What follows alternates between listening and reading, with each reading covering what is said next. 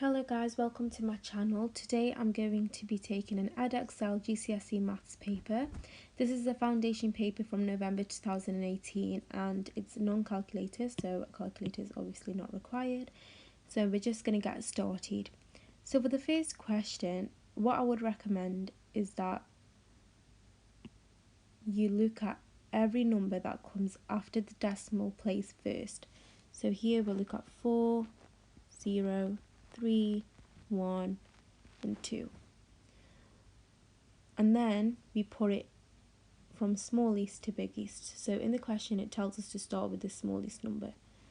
So from these numbers 4, 0, 3, 1 and 2, we've obviously got to start with 0, so that's going to be 0.02, then 1, which is 0.152, then 2, which is 0.2, then 3, which is 0.37, and then 4, which is 0.4.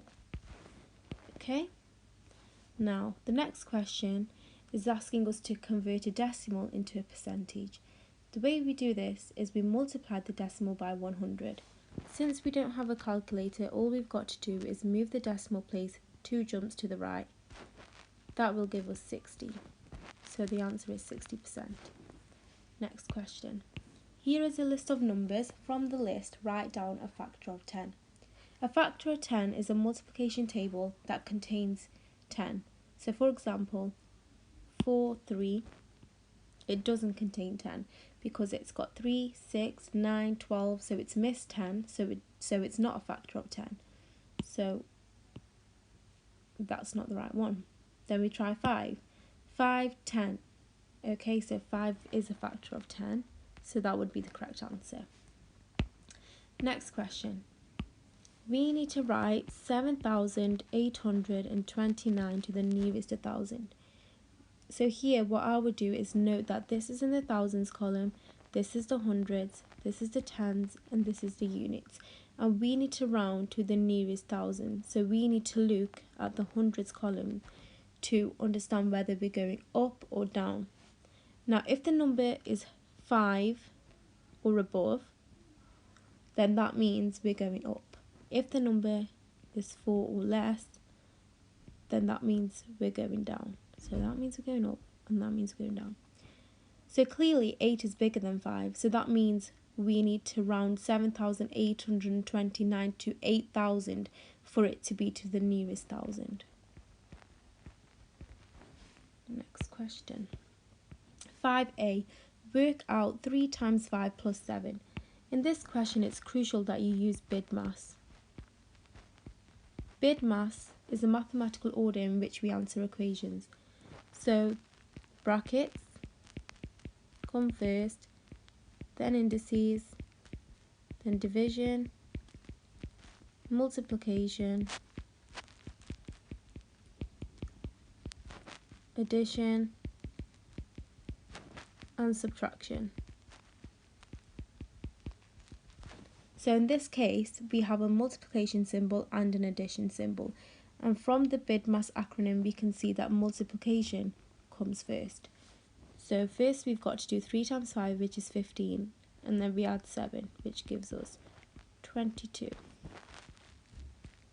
Next question is 2 cubed. So 2 cubed is just 2 times 2 times 2, which is 8. Then the next question says, write brackets in this statement to make it correct. So let's just try putting brackets before the 7 and after the 2. Now again, we know using BIDMAS over here that brackets come first, so we have to use the brackets first. We'll get 14 plus 3, which does not equal 35, as that equals 17. So then we know that the brackets come before the 2 and after the 3, because 2 plus 3 equals 5, and we'll get 7 times 5, which is 35. So the answer would be to put the brackets before the 2 and after the 3. Next question. Sue has 2 cats. Each cat eats a quarter of a tin of cat food each day. Sue buys 8 tins of cat food. Has Sue bought enough cat food to feed her 2 cats for 14 days? You must show how you get your answer. So first of all, we need to note that Sue has 2 cats. So that means that if each cat eats a quarter of a tin of cat food each day, then 2 cats are going to eat double that. So we have to double a quarter, which will give us 2 quarters, which is equal to a half. So that means that every single day her cats have half a tin of cat food. Now to find out how much they have within 14 days, we've just got to do a half times 14, and because you don't have a calculator, you'll have to do this in your head. It is literally the same as doing 14 divided by 2, which is 7. And because she has 8 tins of cat food, she has enough. So all you need to write is Sue has bought enough cat food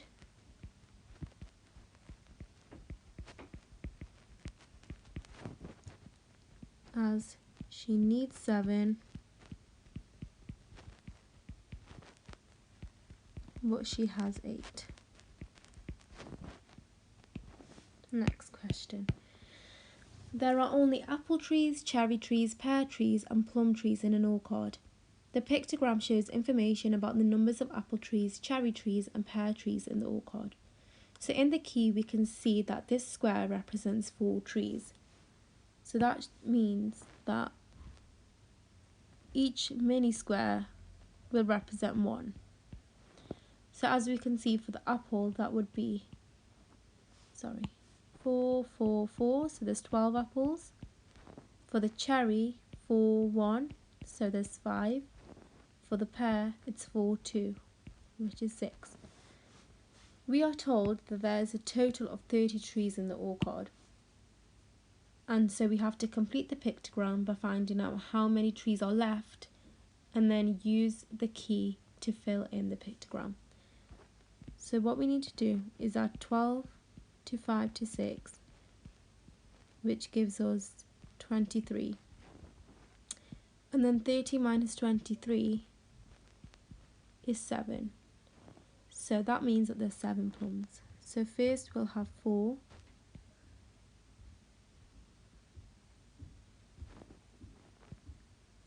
Oh God, why is it not moving? 1 second.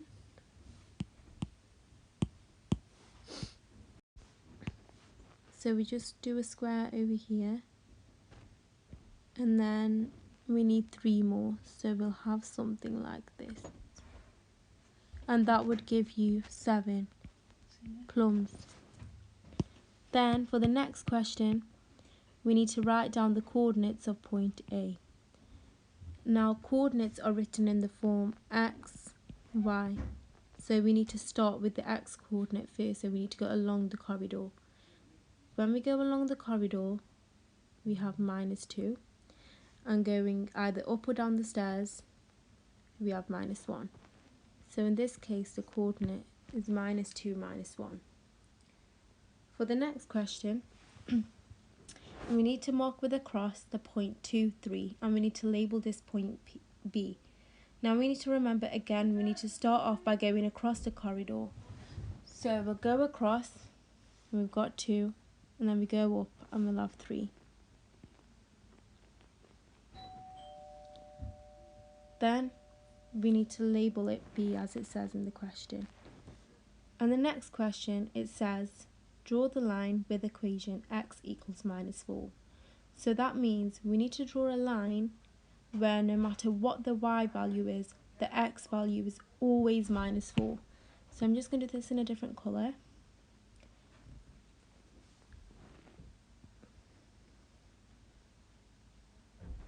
So this represents x equals -4, because no matter where we go up or down the stairs, we always go along the corridor to -4. Next question. G is 9, H is 4, so work out the value of 2G plus 3H. So what we need to note here is whenever we have a number and a letter together, we've got to multiply them. So 2G is 2 times G. in this case, we know that G is 9. So we'll have 2 times 9 plus 3 times 4. And using BIDMAS, we know that the multiplication symbol comes first. So it'd be 18 plus 12, which gives an answer of 30. Okay, next question. Write down 2 prime numbers that have a sum of 32. So what I would do in this situation is I'd write down as much prime numbers as I can. Well, not as many, but probably the first few. So we'll start with 2, 3, 5, 7, 11, 13, 17, 19. Now, we can kind of see just by looking at that 19 plus 17 would give us a value that's near 32. So that means we can use one of these numbers with any of the numbers before to give us a sum of 32. So if we did 19 plus 17, we'll get 20. Sorry, we will not get 20 something. We will get 36. And if we did, so we know that that is more than 32, so we can't use 17. So let's try do 19 plus 13, and that does give us 32. So those would be the 2 prime numbers. Next question. Here are some fractions. One of these fractions is not equivalent to 3/4. Which fraction? So the way I would do this is I would start by saying that it is equivalent and prove it, if that makes sense. So let's say 9 over 12 does equal 3/4. Let's see if it's right. So what did we do at the top?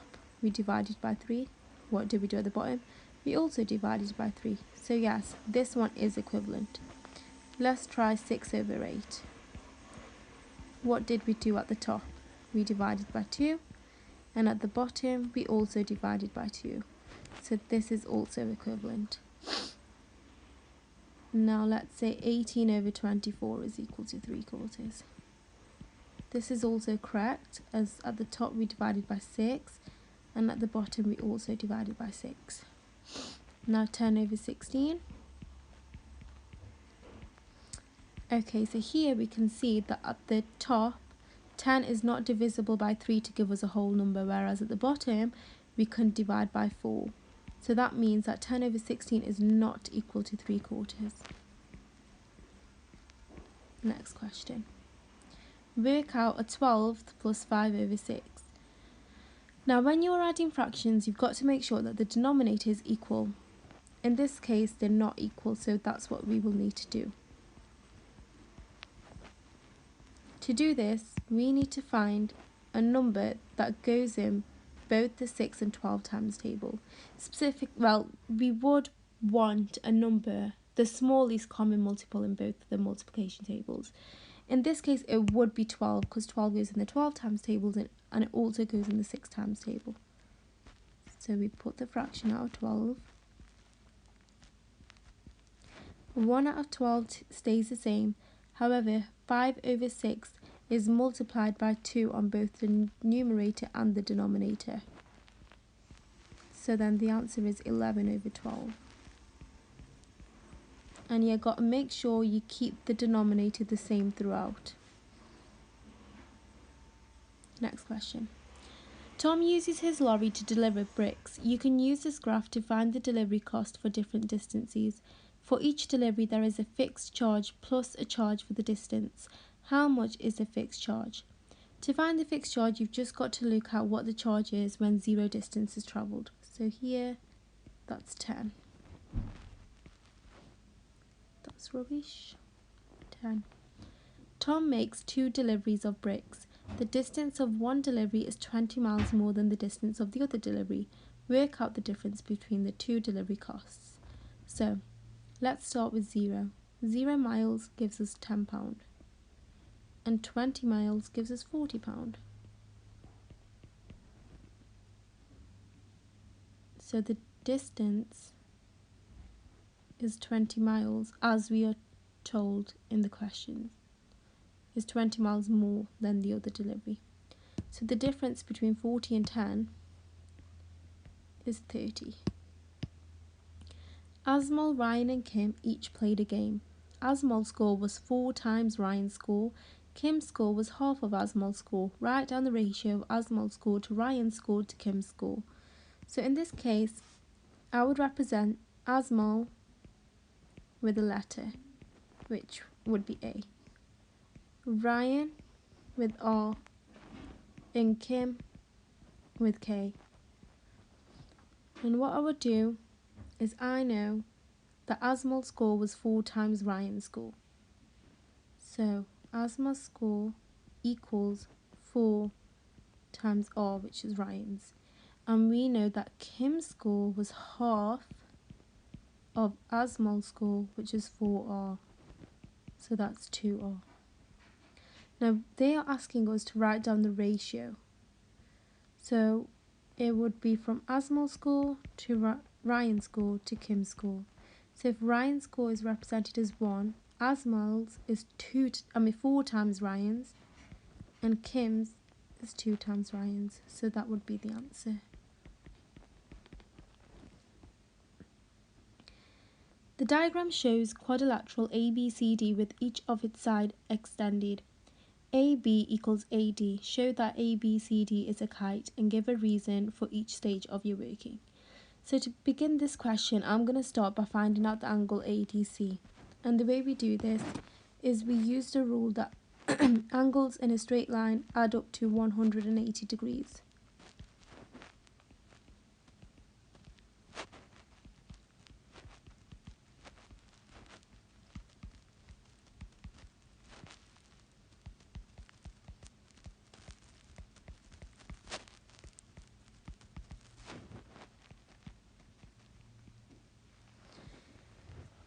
So therefore we've got to do 180 minus 75, which is 105 degrees. Now in the question we are told that the line AB, which is this one here, is equal to the line AD, which is this one here. That means that the angles are going to be equal to each other. So here we've got 100 where they both join. So that means that angle ABC is going to be 105. So angle ABC equals 105 as AB equals AD. Now finally we need to find out the angle BCD. This is going to be 50 degrees because vertically opposite angles are equal to each other.